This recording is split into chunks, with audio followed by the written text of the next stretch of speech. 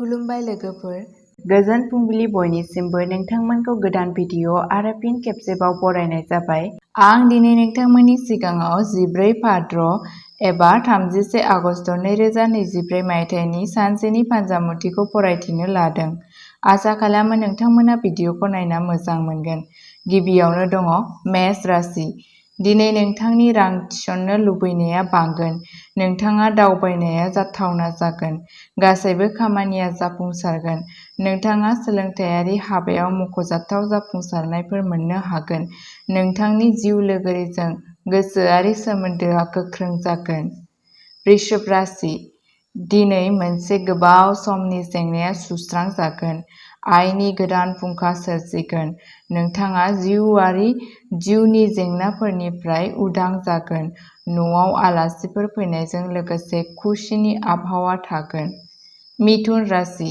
दिनै नोंनि रांखान्थियारि थासारियाव साबसिन जागोन। जिउ राहायारि जिउआव सिनायथिया बांगोन। दिनै नोंनि मोजां मोनलायनाय जिउआव गोजोननाय फैगोन। नोंथाङा नोंथांनि जिउ लोगोरिजों रमान्टिक बुब्लिखौ रंजानो हागोन। कर्कट राशि। नोंथाङा रांखान्थियारि जेंनानिफ्राय उदां जागोन। साख्रि आरो फालांगियाव आबहावाया साबजाथाव जागोन। गोदान हाबाफोरखौ जागायगोन। नोंथाङा बेलासियाव गावनि पार्टनारजों माबा मोनसे जुनिया सानथांखि लानो हागोन। बेयो मोजां मोनलायनाय जिउआव खुसि लाबोगोन। सिंह राशि। सिंह राशिनि सुबुंफोरा दिनै आयनि गोदान फुंखाफोरनिफ्राय मुलाम्फा जागोन। नाथाय सावस्रिनि बागै सांग्रां जा। दिनै नोंथाङा नखर आरो लोगोफोरनिफ्राय मदद मोनगोन। फरायसाफोरा सोलोंथायारि हाबायाव जेंनाफोरजों मोगा-मोगि जानो हागौ। कन्या राशि। दिनै नोंथाङा रांखान्थियारि थासारिखौ गोख्रों खालामनो गोबां खाबु मोनगोन। फरायनाय आरो लिरनायाव सम हगार। बेयो दावगानायनि लामाखौ गोरलै खालामगोन। हारसिं सुबुंफोरनि जिउआव सासे जर'खा सुबुंनि हाबनाय जानो हागौ। तुला राशि। तुला राशिनि सुबुंफोरा दिनै दाहारनिफ्राय रैखा मोनगोन।